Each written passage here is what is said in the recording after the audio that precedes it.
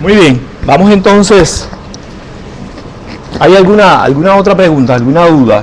Quiero comentar que hay una nueva tarea y usted va a encontrar la información sobre esa nueva tarea en el wiki del curso.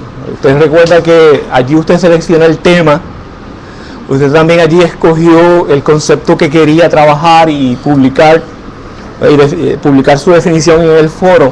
Pues hay un tercer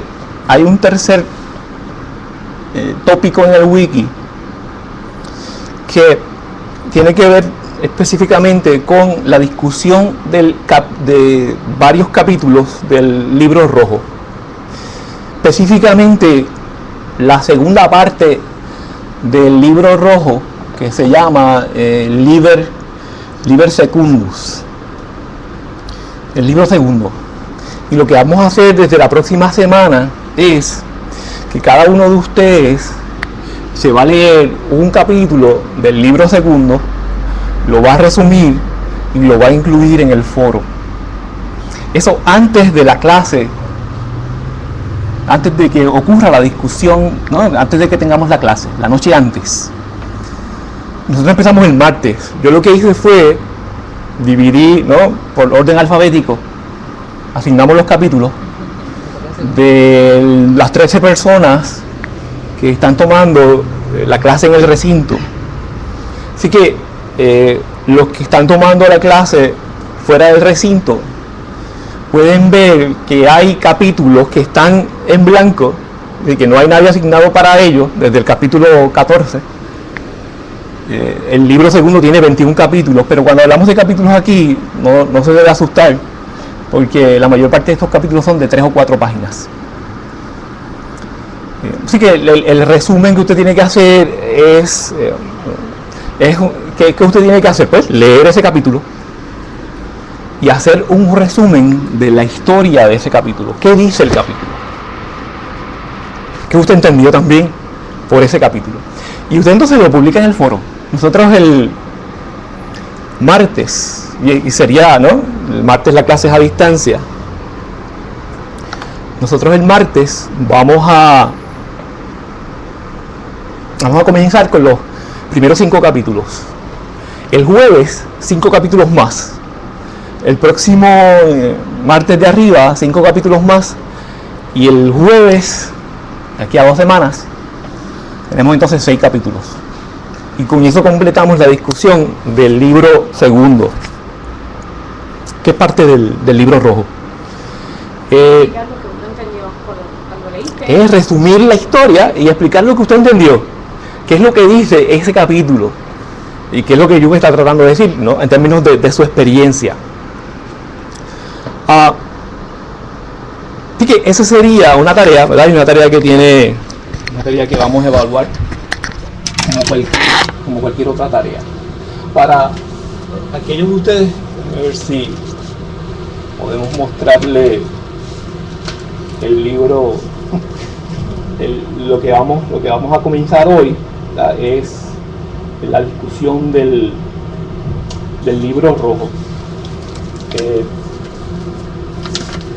Y es lo que se llama, ¿verdad?, en inglés, de Red Books, o lo que también se conoce como el Liber Novus, o el libro nuevo. Eso le da hasta una idea del carácter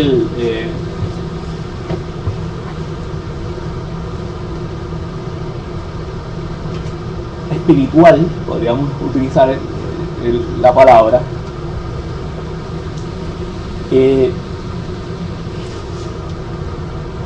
profético de este libro. Y la historia del mismo es una historia bien interesante, de la cual vamos a hablar. Jung describe esas experiencias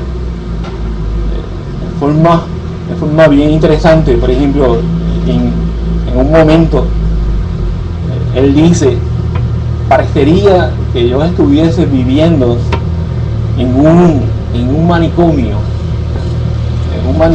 autocreado,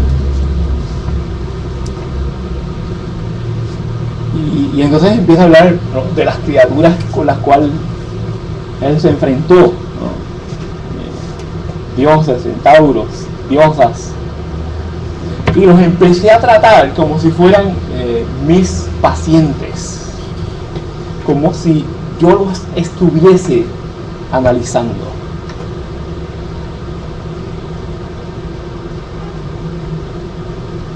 A medida que usted lee el libro rojo, empieza a ver, se empieza a dar cuenta de que estamos hablando aquí de un proceso de desarrollo y de una concepción de lo que es terapia y de lo que es psicopatología bien diferente a lo que la psicología tradicional nos ha presentado. Y este concepto yo creo que se recoge muy bien con lo que se conoce como el Wounded Healer. ¿Y a qué nos referimos? ¿A qué nos referimos con eso? ¿Por qué Jung es un Wounded Healer? Es un sanador, no es la mejor traducción para ello, pero ¿por qué Jung es un sanador herido?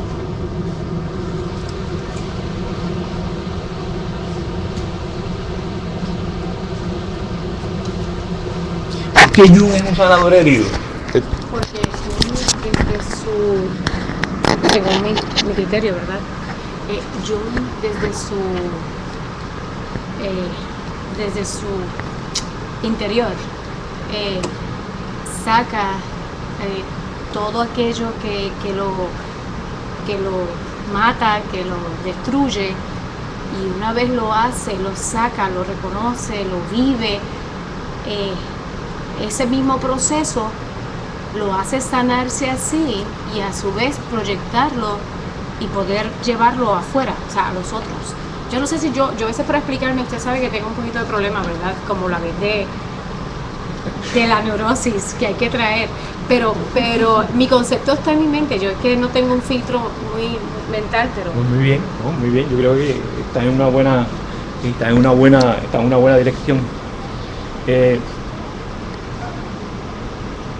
Así que alguien más que quiera abundar sobre esto de por qué Jung es un sanador herido y qué implica eso, ¿no? En términos de el desarrollo de los terapistas, la búsqueda de lo que es uno y las concepciones que nosotros tenemos de quién está bien y quién está sano, quién está sano y quién está loco, quién está acuerdo y quién no está acuerdo, y qué es salud mental. Porque yo creo que el libro rojo, en realidad, una de las cosas que presenta es una redefinición de lo que significa estar sano mentalmente, y un nuevo modelo de cómo trabajar los síntomas, un nuevo modelo del trabajo de los síntomas, de cómo usted trabaja los síntomas. ¿Alguien tenía algo? Sí, Richard. Yo pienso que Jung trata de plantear algún tipo de método para que la persona cure o evite la psicopatología que implica tener todo reprimido en el inconsciente, y es mundo porque él mismo lo sabe, él mismo sabe lo que es eso, pero con ese método pues él puede sanar a otras personas. Ok, muy bien. ¿Verdad? Hay un ensayo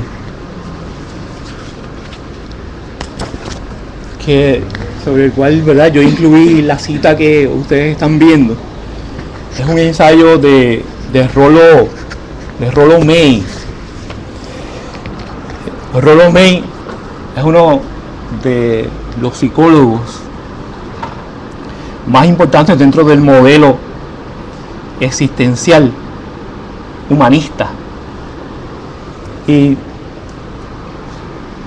escribió varios libros desde una perspectiva existencial, analizando experiencias tales como, por ejemplo, la ansiedad, experiencias tales como el poder. Tiene un libro que se llama Poder e Inocencia, que es excelente. Y todo enmarcado dentro de un punto de vista humanista. Él escribió, y esto es un ensayo que no está publicado, pero en una ocasión para el 80 y pico, Rollo May estuvo en Puerto Rico y él dio una conferencia en donde habló de este artículo que él había presentado, en realidad una charla que presentó, que él lo llamó The Wounded Healer. Y él dice, me parece a mí algo bien importante y relevante para lo que nosotros vamos a discutir hoy. Él dice, nosotros sanamos a otras personas mediante nuestras propias heridas.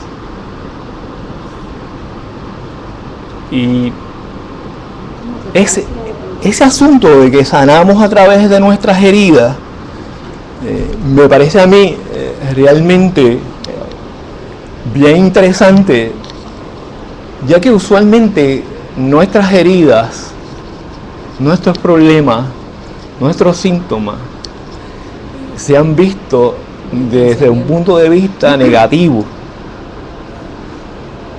Y lo que dice Jung es que es desde esas heridas y el reconocimiento y la aceptación de esas heridas que usted desarrolla entonces la empatía, la compasión y el entendimiento necesario para usted convertirse en un sanador, en un buen terapista.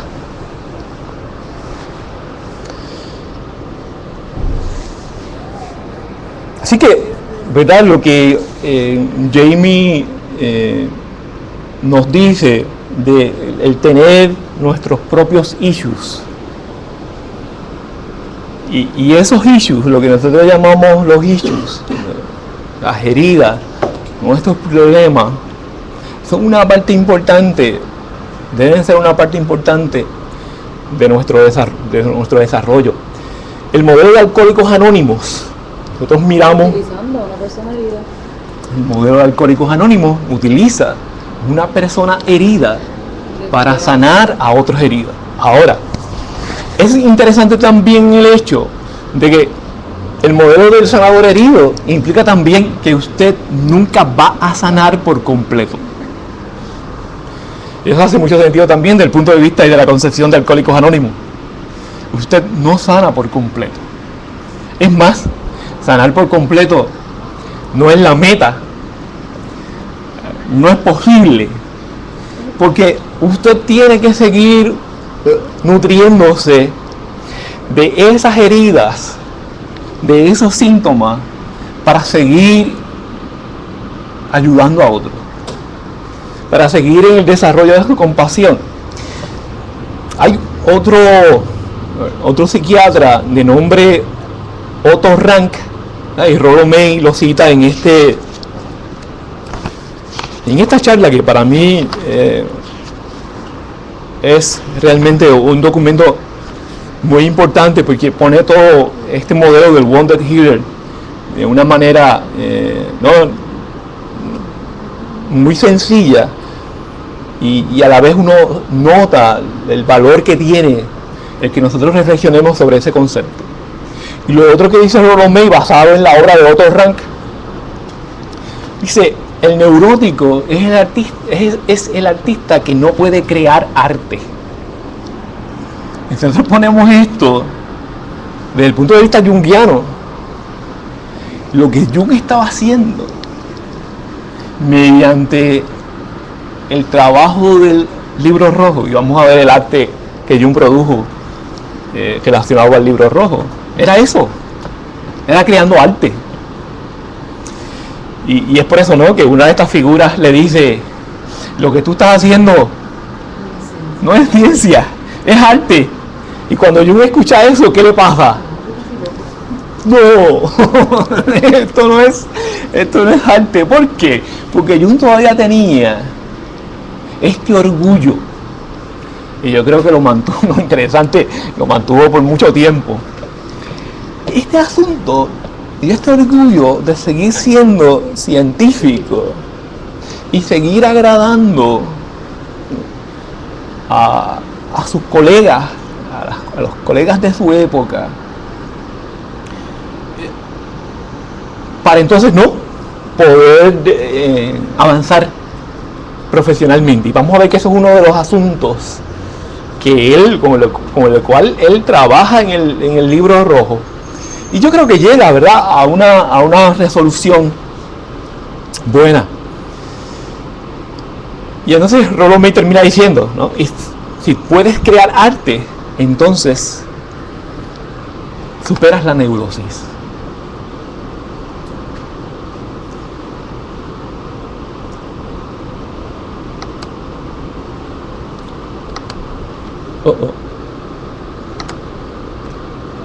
Le di al botón último. Habíamos hecho referencia a esta cita, ahora la tenemos en español y yo quisiera leerla porque es algo que Jung le dice en una carta a uno de sus pacientes, y es un consejo que le da Jung y está muy relacionado al libro rojo.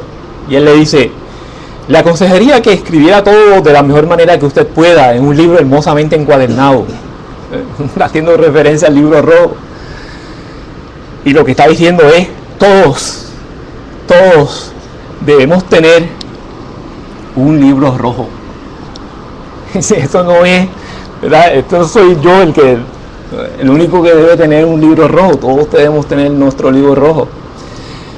Le parecerá que está convirtiendo en banales sus visiones, pero usted necesita hacer eso. Entonces se librará de su poder un principio que corre a través de toda la obra de Jung. La manera de trabajar con los contenidos inconscientes es concretizarlo. Luego, cuando estas cosas estén escritas en un hermoso libro, realmente hermoso,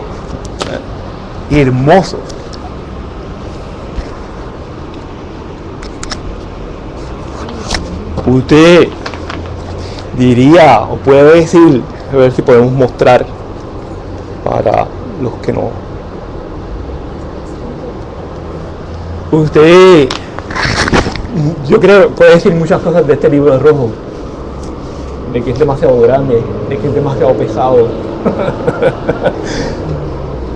de que es muy rojo para sus gustos. Pero miren ustedes,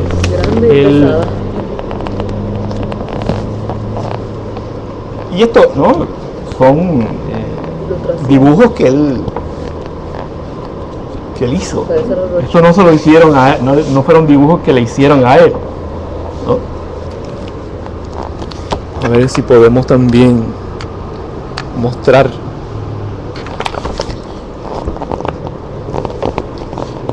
Ahora, ¿cuánto tiempo? Y miren la caligrafía, los detalles, el cuidado. Miren qué hermoso este mandala. A ver, ahí quedó un close-up. Y miren, ¿verdad? Este otro.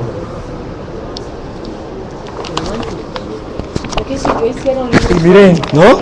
Hay algunos muy oscuros, como este. Las serpientes, siempre muy presentes en las experiencias de Jung. Y vamos a ver, miren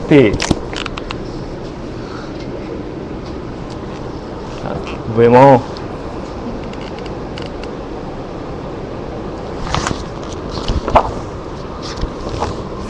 miren qué terrible y qué hermoso a la misma vez. Y este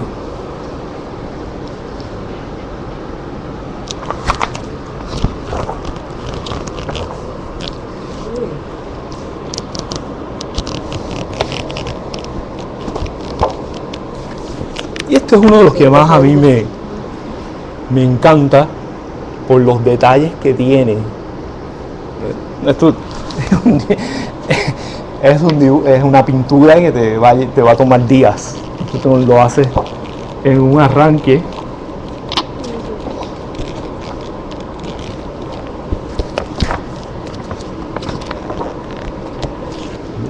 Ay, Dios mío. Nada más, este aspecto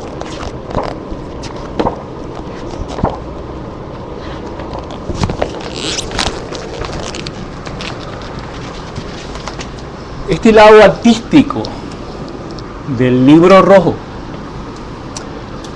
ya de por sí, ese es un valor. Es decir, que usted podría decir que, o usted puede pensar que en términos de literatura, en términos de redacción o de valor como libro, pues el libro rojo tal vez para usted no tiene ningún valor, pero en términos nada más, el arte que hay detrás de ese libro rojo es sin duda un documento valioso. Luego, cuando estas cosas estén escritas en un hermoso libro, usted puede consultar el libro y recorrer sus páginas. Y para usted será su iglesia. Y para Jung, esa era la manera en que él veía ese libro rojo, su catedral. Los lugares silenciosos de su espíritu donde usted encontrará la renovación. Si alguien le dice que es mórbido o neurótico y ha recibido Jung la autobiografía, recuerdos, sueños, pensamientos, ha sido vista desde esa perspectiva, y particularmente el capítulo de análisis del inconsciente. Y usted lo escucha, entonces perderá su alma, porque en ese libro está su alma.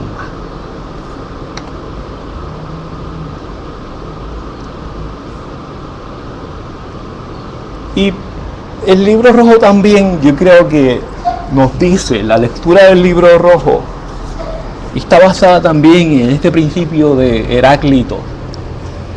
Heráclito nos decía: nunca podrás descubrir los límites del alma, cualquiera sea el camino que recorras, tan profundo es su misterio. Al final, la sensación que uno tiene después de leer el libro rojo es esa. Es decir, uno no sé, los límites del alma no pueden ser descubiertos. Y si usted piensa que los ha descubierto, usted está viviendo una ilusión, usted está viviendo una mentira, ¿no? Es el asunto de: yo conozco la verdad, yo sé cómo son las cosas, yo sé, por ejemplo, ¿no?, qué me va a pasar a mí después de muerto. Usted descubrió los límites del alma, y ya no hay misterio. El libro rojo se basa en la idea de que los misterios son necesarios y no deben ser resueltos. Una de los principios del libro rojo es que los misterios en realidad no son para ser resueltos, sino para usted vivirlos y para que le den significado a su vida. Y la ciencia, ¿qué es lo que trata de hacer? Este otro lado de Jung, cuando Jung entra a tener sus experiencias de imaginación activa, una de las resistencias que él tiene es que él estaba todavía muy adentrado en el pensamiento científico de su época, que lo que quería hacer era que realmente resolver los misterios. Y el alma de Jung, porque la conversación que él tiene con el alma, ¿no?, él tenía conversaciones con su alma. El alma de Jung le dice: estás equivocado, eres un bebé, eres un niño, no sabes lo que estás diciendo. Unas conversaciones bien interesantes. Y aquí, ¿verdad? Presentarle... Profesor, Sí. algo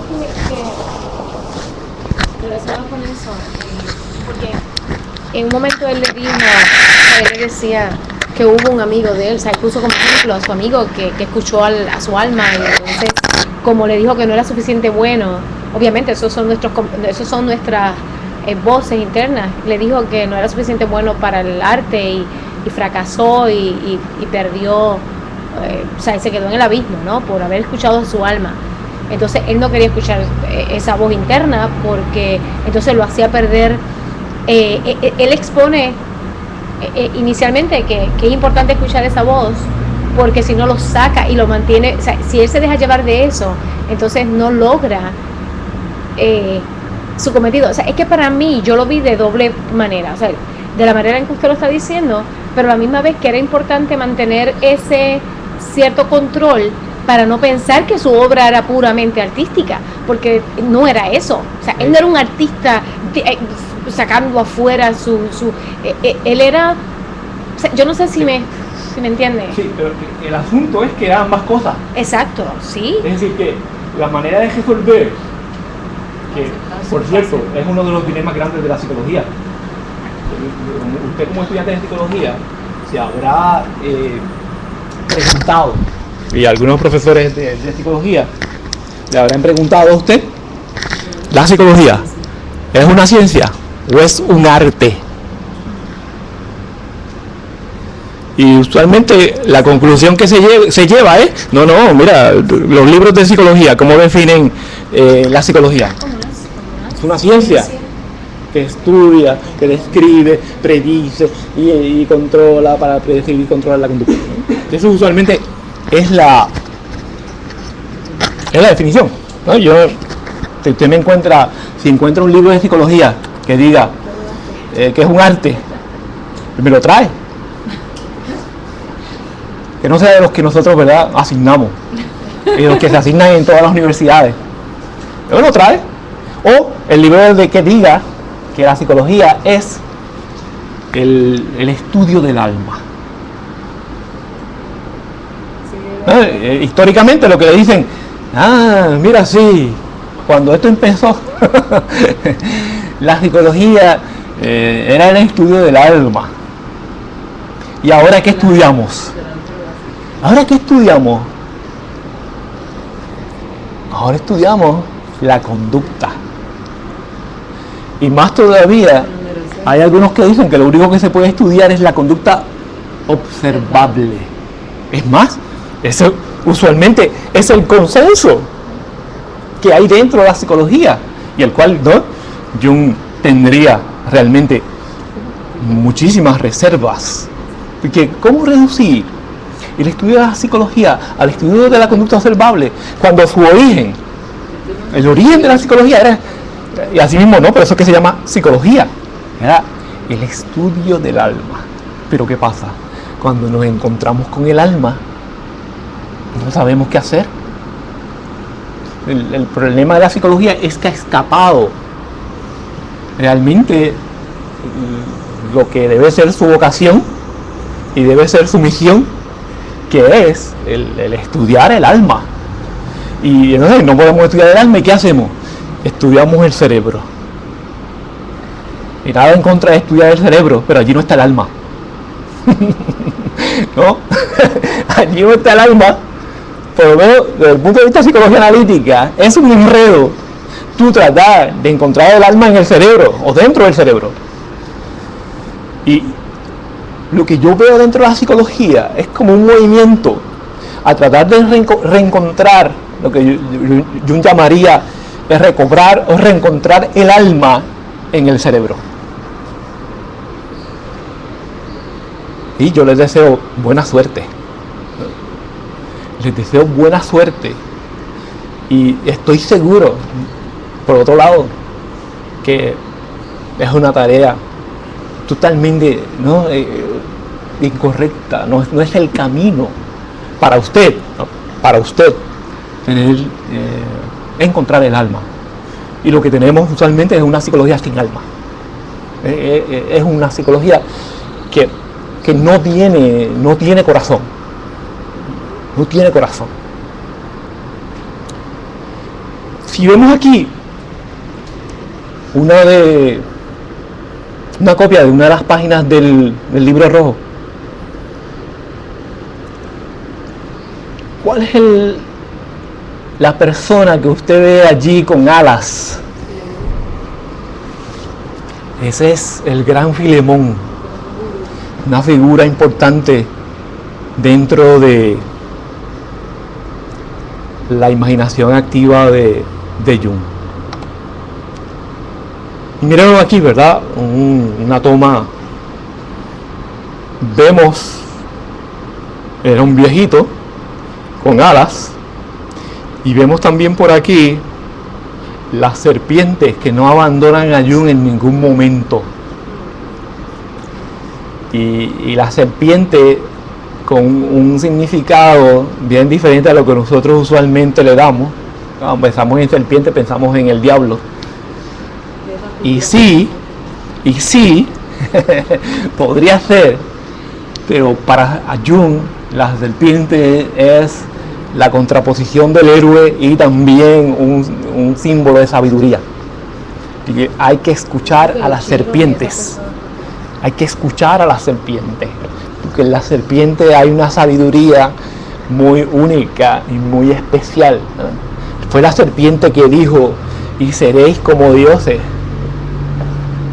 Y es interesante porque en algunos escritos apócrifos no aceptados por el cristianismo, dice que aquella serpiente que dijo y que, ¿no?, tentó a Adán y Eva para que se comieran la manzana, fue la misma que encarnó en un hombre y se llamó Jesucristo.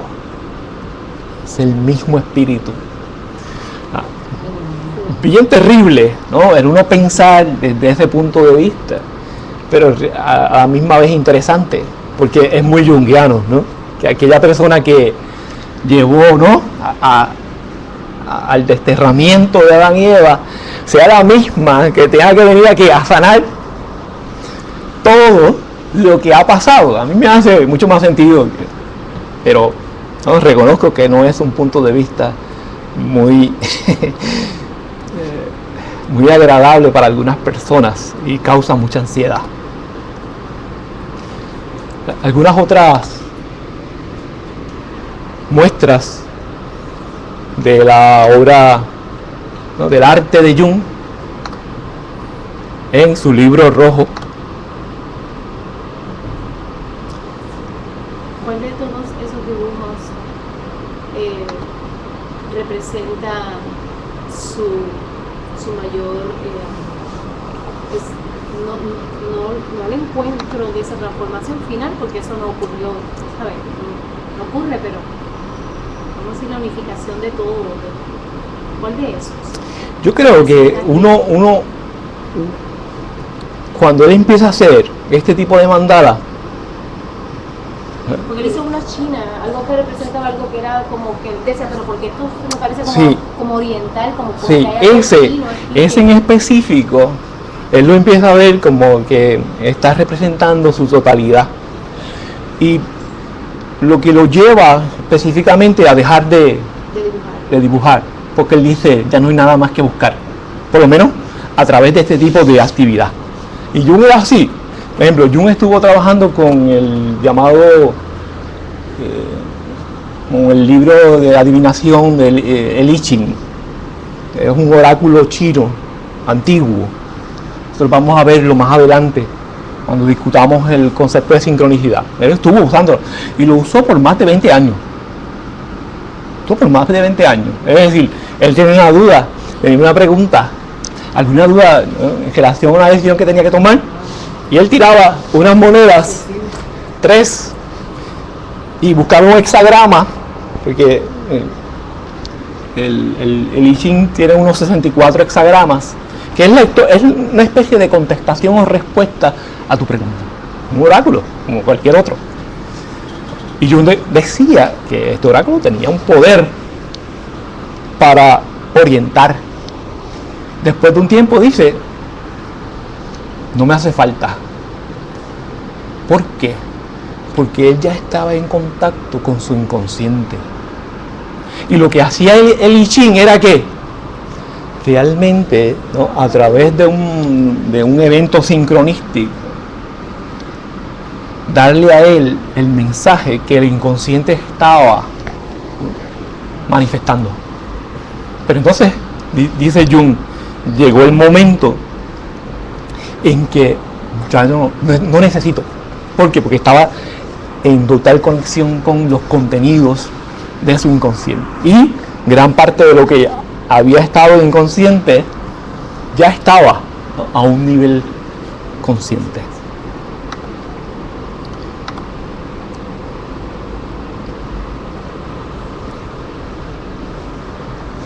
Nosotros vamos a ver también en el Liber Primus la figura de Izdubar. Izdubar es una de las figuras del inconsciente con las cuales Jung se encuentra, con las cuales Jung conversa. Y él tiene unas conversaciones bien interesantes con Izdubar, porque son conversaciones que ponen a Jung a trabajar con su visión, con la visión que él tiene sobre el valor que tiene el pensamiento oriental. Y si los occidentales pueden, ¿no?, por ejemplo, convertirse a las religiones orientales, y si eso es adecuado, aquí Jung asume una posición un tanto conservadora, porque dice que debido a nuestra tradición histórica y cultural, eso no nos conviene. Nosotros, dice, y la posición de Jung es que en vez de una yoga oriental, necesitamos una yoga occidental. Y entonces nosotros vemos que su psicología está dirigida a eso, a ofrecerle la alternativa a la persona occidental para que llene ese vacío religioso y espiritual que puede, ¿no?, que aparentemente puede obtener a través de las religiones orientales. Pero eso lo vamos a discutir, ¿verdad?, más adelante. Eso es lo que ha hecho realmente la nueva era. Por eso que utilizando a Jung, pero trayéndolo a nosotros. Sí, y Jung tendría graves problemas con todo este asunto de la nueva era, porque él ve que es traer puros movimientos sin en realidad una verdadera integración y sin en realidad cuestionarse el hecho de cuán relevantes cultural y históricamente son esos movimientos. Y eso, por alguna razón, a Jung nunca, él tenía muchísimas reservas de adoptar movimientos que vinieran del Oriente. Miren esta otra cita, que yo creo que de nuevo nos lleva a encontrar en la locura un valor. Si quieres encontrar caminos, no deberías desdeñar la locura, ya que es una parte importante de tu naturaleza. Así que Sarah Corbett escribió un artículo que se ha convertido en el New York, muy famoso, escribió un artículo en el New York Times, publicó antes de salir el libro rojo, y resume, ¿no?, y cuál es el trasfondo de este libro rojo. Un libro de casi de 100 años de edad, forrado en cuero color rojo, el original, que ha pasado el último cuarto de siglo guardado secretamente en una caja de seguridad en un banco de Suiza, antes de ser publicado, ahí donde estaba el libro rojo, casi 25 años. El libro es grande y pesado, y su lomo está grabado con letras en oro que dicen Liber Novus, palabras en latín que significan libro nuevo. Sus páginas están hechas de papel pergamino grueso, color crema, y repletas de pinturas de criaturas de otro mundo y con diálogos manuscritos con dioses y demonios.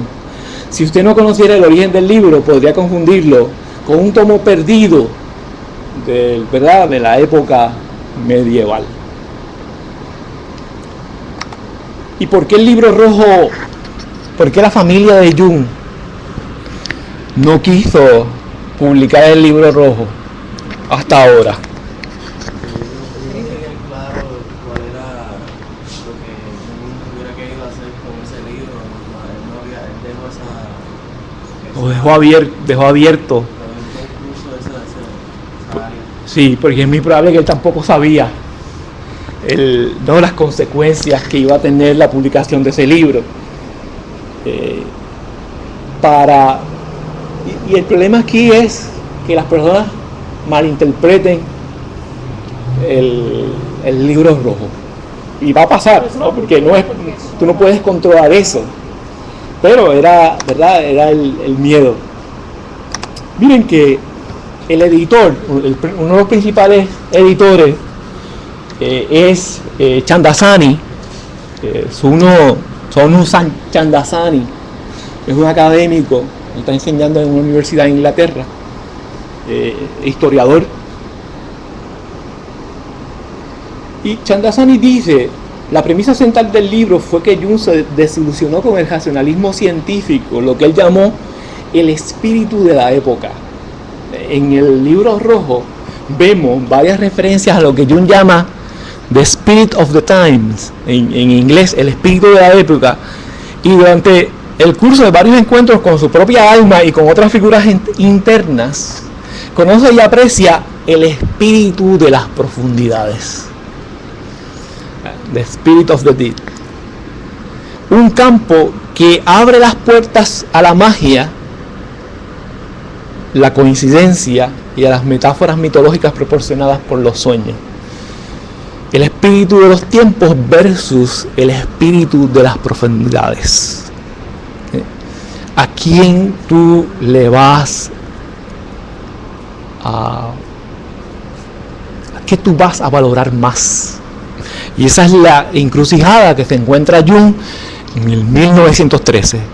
¿Quiero yo seguir siendo el seguidor del psicoanálisis? ¿Quiero seguir siendo el presidente de esta organización? ¿Quiero seguir cultivando, ¿verdad?, esto que me ha llevado a tener éxito hasta ahora? Y aquí es que entra la depresión. El libro rojo es producto de lo que Jung llamaría, y se ha llamado en términos junguianos, una crisis de la Edad Media. Jung tenía alrededor de 38 años. Bueno, para crisis de la Edad Media. Una época ideal para usted romper con todo el pasado, con toda esa primera etapa, y empezar a construir una nueva forma de vivir. El problema es que si pasa el tren pasa y usted no lo coge, ¿qué ocurre? Si yo no hubiese tomado este tren, es interesante que nada de lo que tenemos que llamamos psicología analítica hubiese producido, porque todo lo que él produce, las ideas esenciales, las ideas fundamentales, están ahí, están en el libro rojo. Es impresionante que libros que Jung escribe ya para los 50 son ideas que él había puesto en el libro rojo, y lo que hace es desarrollarlas. 3 partes tiene el libro rojo. El libro rojo, ¿no?, es realmente el libro negro editado. Así que la primera etapa del libro rojo era el libro negro, y es posible porque tuviese una carpeta en cuello negra y se llamaba el libro negro. Pero entonces Jung comenzó a pasar, ¿no?, porque esto no es un borrador. Entonces, ¿cómo él puede sentarse y empezar a escribir de esa manera? ¿No? Esto es una edición del llamado libro rojo, perdón, de lo que se llamaba el libro negro. Y este libro, lo que va entonces a llamarse el libro rojo, es un libro que tiene 3 partes. Ya mencionamos que el martes, y esto él lo escribe en bien poco tiempo, por lo menos muy poco tiempo,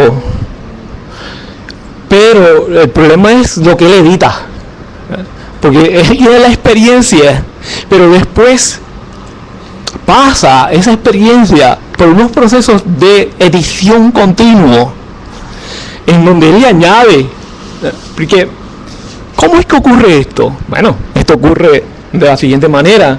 Jung está sentado en su biblioteca, rodeado de libros, con la puerta cerrada para que no lo interrumpan.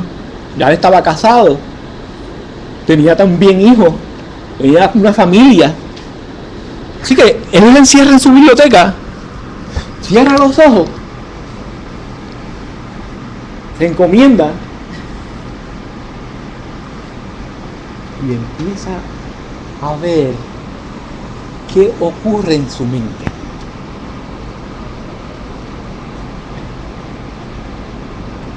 Y la clave que él encuentra después, ¿no? Y usa a Meister Eckhart.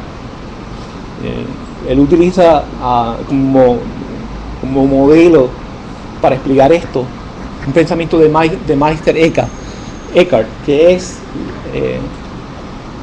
dejar que las cosas ocurran en la psique. Dejar que las cosas ocurran en la psique.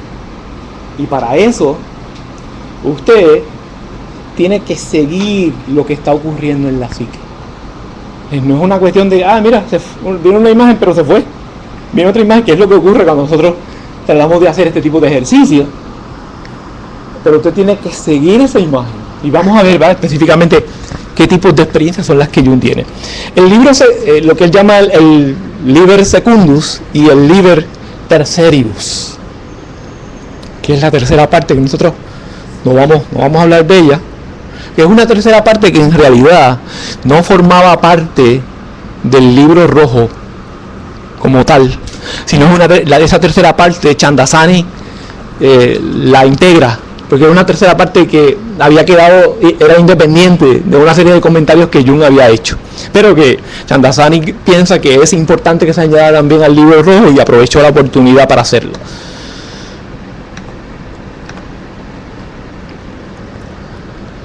The way of what it is. Debe ser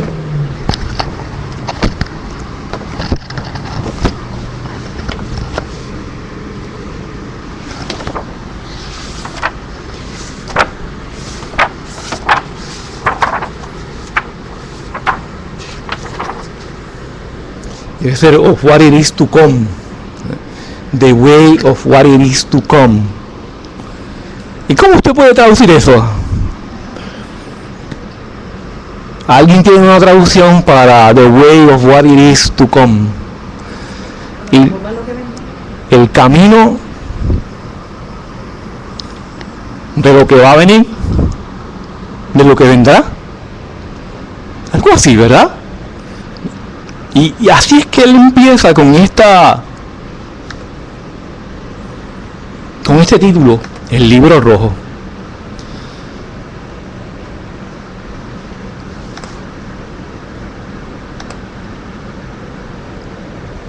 Hay tres temas principales en esta primera parte del Liber Primus. Está el tema del sacrificio. Encontrar el alma requiere sacrificar al héroe. Están los temas de iniciación, cuando Jung sigue al espíritu de las profundidades. Y este es el tema, sin duda, de la transformación, como parte importante de este Liber Primus. Y Jung empieza el Liber Primus citando a Isaías, capítulo 53, versículos del 1 al 4. Y esto te da una idea de que aquí estamos hablando de quién. Podríamos estar, ¿no? Él está haciendo una referencia a un pasaje religioso está haciendo una referencia a un pasaje de la Biblia. Sin duda que estamos hablando aquí de una persona que se considera como cristiana. Es interesante que el libro rojo está escrito dentro de una tradición cristiana. Y usted va a ver que los símbolos, las figuras, casi todos ellos abundan, ¿no? Lo que abunda son cristianos. Como habíamos mencionado, el dilema entre el espíritu de las profundidades y el espíritu de la época. ¿A quién yo voy a ser fiel?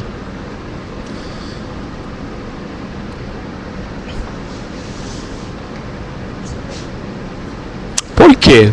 Pues el espíritu de la época me hace ser y creer en la ciencia de la época, en la razón. El espíritu de la época es la persona como arquetipo.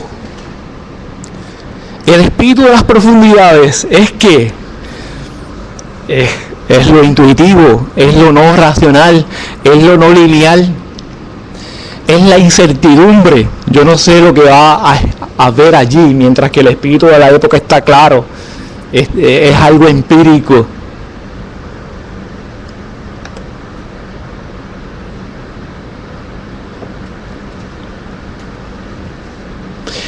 Miren cómo él describe lo que hace el espíritu de las profundidades en él. El espíritu de las profundidades tomó todo mi entendimiento y conocimiento y lo puso al servicio de lo inexplicable y lo paradójico. Me robó el habla, la redacción,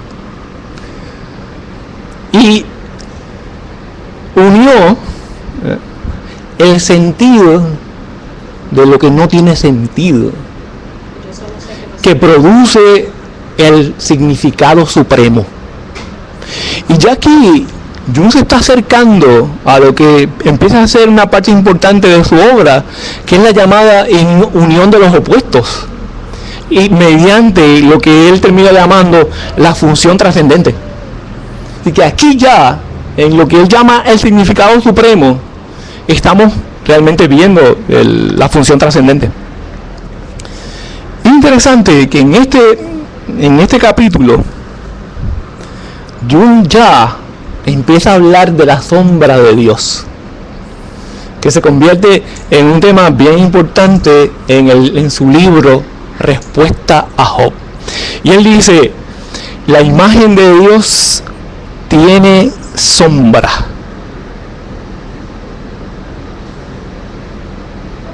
Porque ¿qué puede ser actual y corpóreo y no tener sombra? La sombra no pertenece al no sentido, pero el no sentido está inseparable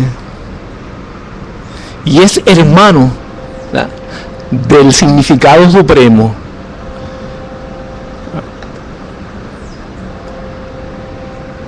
Y vuelve a traer la diferencia entre el espíritu de las profundidades y el espíritu de los tiempos.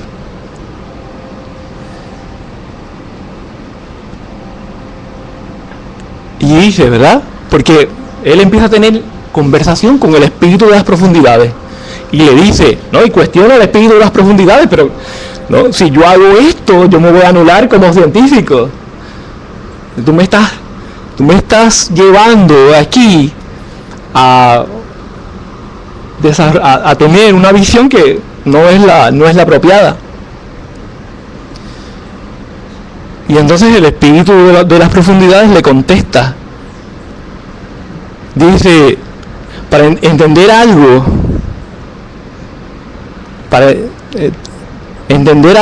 es el puente y la posibilidad de regresar al camino. Pero explicar es casi un asesinato. ¿Has contado tú los asesinos que hay entre los académicos? Para mí esto es fascinante, como el espíritu de las profundidades dice, a través del explicar, estás reduciendo la experiencia. No necesitas explicar, porque al explicar estás matando la experiencia, no la estás viviendo. Y aquí lo que tú necesitas es entender la experiencia, no reducirla, porque al explicar se reduce en sus partes y deja de tener vida, deja de tener valor esa experiencia. Y el espíritu de las profundidades sigue hablando. Y aquí le habla del valor del sacrificio. Hay que sacrificarse. Hay que sacrificar algo. Y específicamente termina diciendo el espíritu de las profundidades en el libro de Rojo. Dice, truly I prepare you for solitude. Te estoy preparando ¿para qué? Para la soledad. Porque el camino del espíritu de las profundidades es un camino esencialmente basado en la soledad. El camino de individuación es esencialmente un camino basado en la soledad.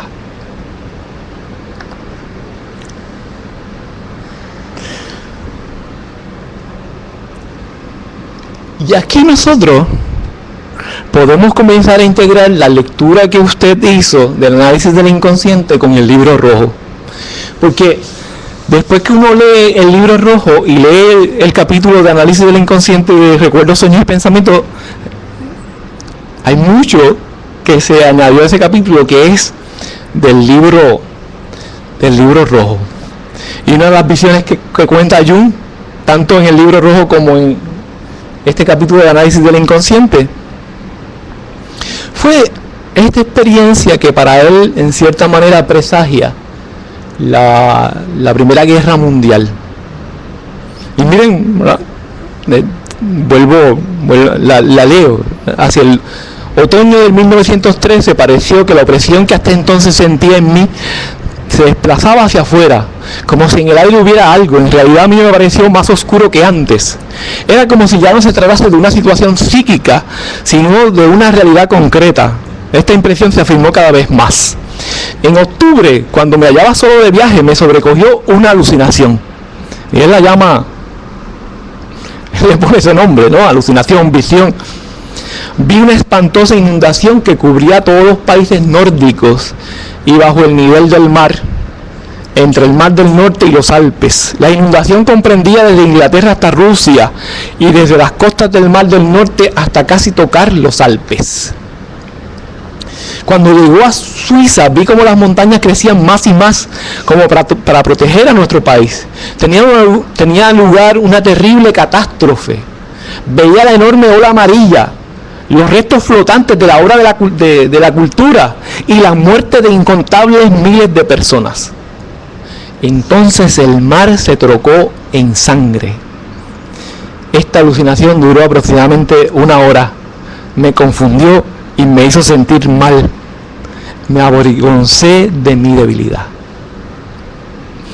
Aquí Jung empieza a preocuparse grandemente por su salud.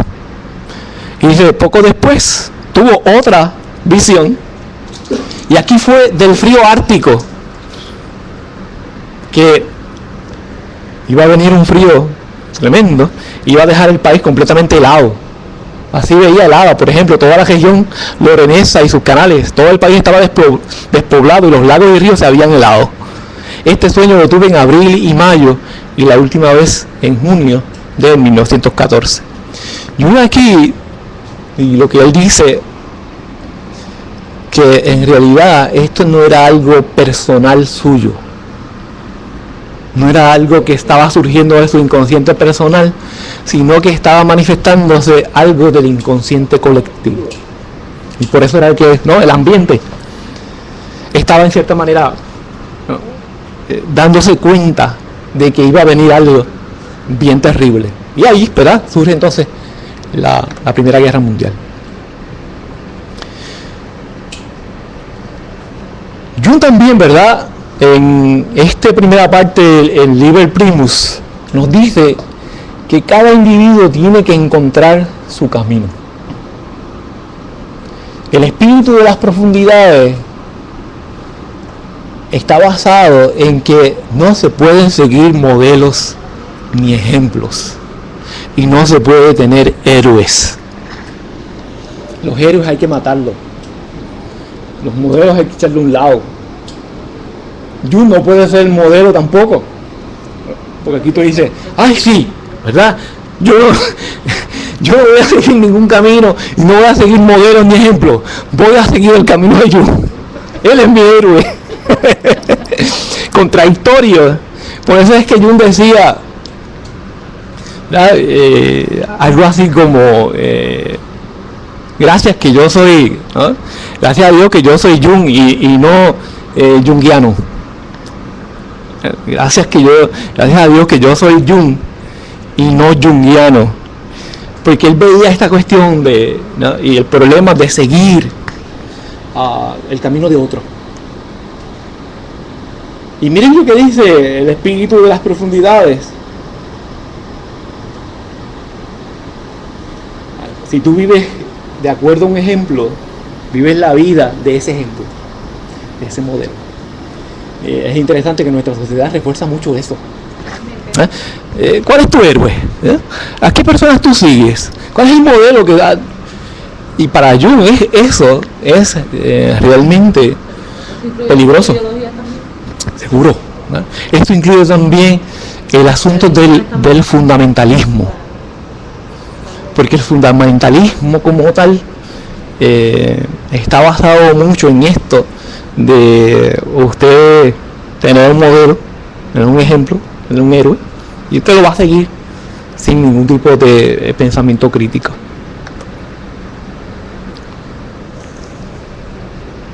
Es interesante que todavía en toda esta discusión nosotros, esa fue la antesala al libro, a la primera parte del Liber Primus, y el capítulo 1 Jung lo llama Refining the Soul o Recovery of the Soul. Y entonces aquí le empieza a tener unas conversaciones bien interesantes que empiezan, ¿no? Mi alma, ¿dónde estás? ¿Me escuchas? Yo hablo y te llamo. ¿Estás aquí? He regresado. Estoy aquí de nuevo. Y continúa. Te debo decir todo lo que he visto, todo lo que he experimentado. ¿O no quieres escuchar todo el ruido de la vida y del mundo? Pero una cosa debes saber. La única cosa que he aprendido es que uno debe vivir esta vida.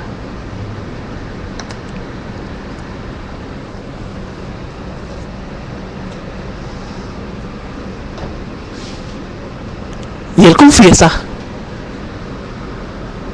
de que ha perdido su alma, de que siente que ha perdido su alma. I have to become aware that I have lost my soul.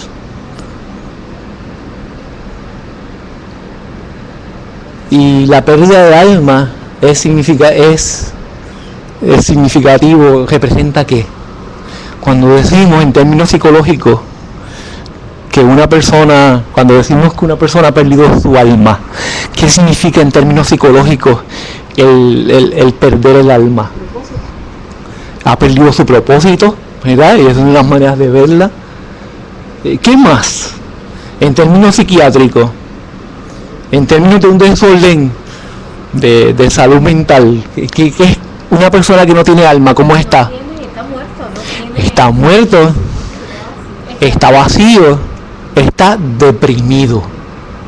Y esa época de Jung, de 1913-1919, lo que tenemos es a un hombre que está confrontando también unos niveles bien grandes de depresión, Porque se ha caído, se ha derrumbado todo lo que él había construido hasta el momento.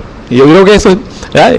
Usted tiene que tener claro de que aquí estamos hablando de algo bien serio, ¿verdad? Esto no es un asunto de que Jung estaba confrontando de manera superficial, era algo bien serio.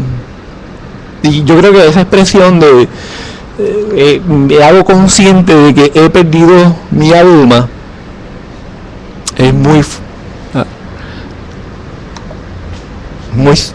fuerte, ¿verdad? Tiene un significado bien importante.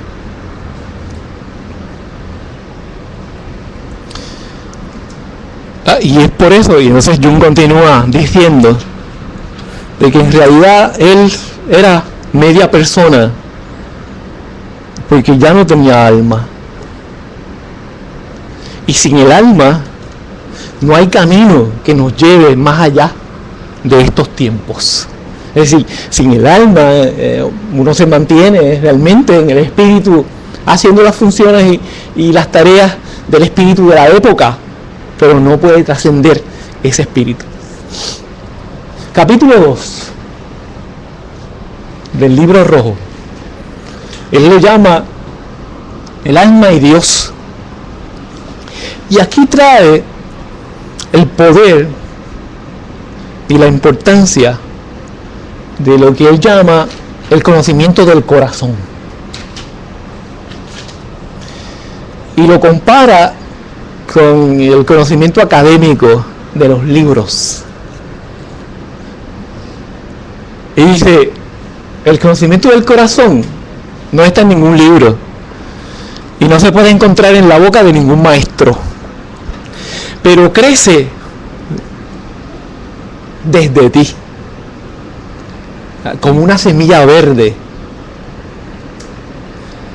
Lo académico, lo que él llama, ¿verdad?, pertenece al espíritu de los tiempos, pero este espíritu no tiene manera, ¿verdad?, de lidiar con los sueños, porque el alma está en todas partes y este conocimiento no. Una manera bien interesante de valorar este asunto que llamamos el conocimiento del corazón, que es el conocimiento de la experiencia y no un conocimiento intelectual.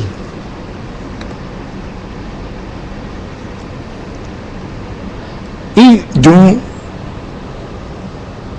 desarrolla, ¿verdad?, este aspecto en donde nos habla también en este pasaje de la importancia de vivir nuestra vida a la capacidad y vivir la vida que debemos vivir.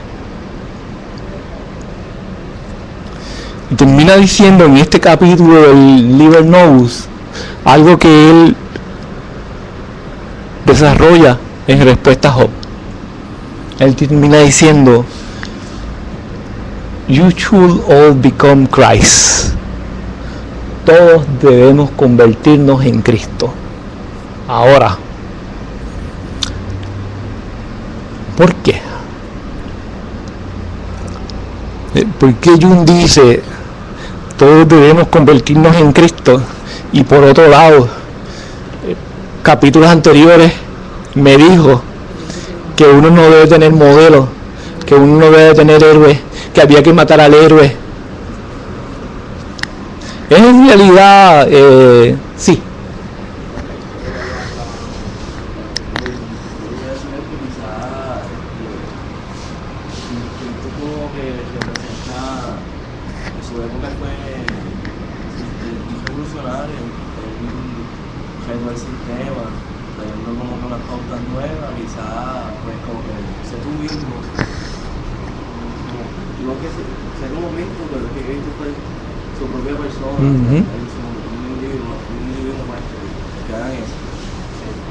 Sí. Yo creo que a lo mejor se refiere a la cita que él había hecho de Isaías 53, porque Isaías 53 es una profecía de Mesías. Isaías 53 lo que dice es que no ha creído en este anuncio, que él lo que está profetizando ahí es que Cristo iba a venir. Entonces, yo creo que por medio del libro rojo, él lo que hace es como que ser un salvador, pero de sí mismo. O ¿sabes? Y nosotros no nos Hey. podemos convertir en Cristo, o sea, como que ciertos salvadores de nosotros mismos. Hey, yo creo que sin duda ambos comentarios son muy apropiados y yo creo que van en la línea de lo que Jung quiere decir con esto, que es esencialmente sí, el ideal es que todos nos convirtamos en Cristo, pero es porque Él es el que representa a una persona que siguió su camino y fue fiel a ese camino sin desviarse. Así que en ese sentido es paradójico la declaración, pero se puede entender desde la perspectiva de que lo que nos está diciendo a través de que cada uno de nosotros debe convertirse en Cristo es: usted tiene que ser usted mismo. Tiene que ser usted mismo. Bien, nosotros vamos a terminar el martes nuestra discusión del Liber Primus. Hay otros, lo vamos a hacer un poquito más rapidito. Vamos a ver cómo Jung llega al infierno, desciende a los infiernos, porque el proceso de iniciación requiere también ese proceso. Y otros aspectos importantes de lo que él nos quiere decir en el Liber Primus. Y además, el martes también vamos a comenzar la discusión del Liber Secundus, para conocer y que usted tenga también la oportunidad de leer directamente el Liber Secundus y el libro rojo. Hay una copia, hemos incluido un enlace al libro rojo desde una lección. La lección se llama el libro rojo y de ahí usted puede acceder un enlace al libro rojo de Jung. Es un enlace solamente con el texto, no incluye las imágenes. El libro rojo también usted lo puede ver y leer en la sección de referencia de nuestra biblioteca. Así que si usted quiere leer, ¿verdad?, la parte suya o un capítulo que le toca, puede hacerlo también, ¿no?, con el libro impreso. Así que será eso entonces hasta el martes que viene, en donde la clase será totalmente en línea. Buenos días.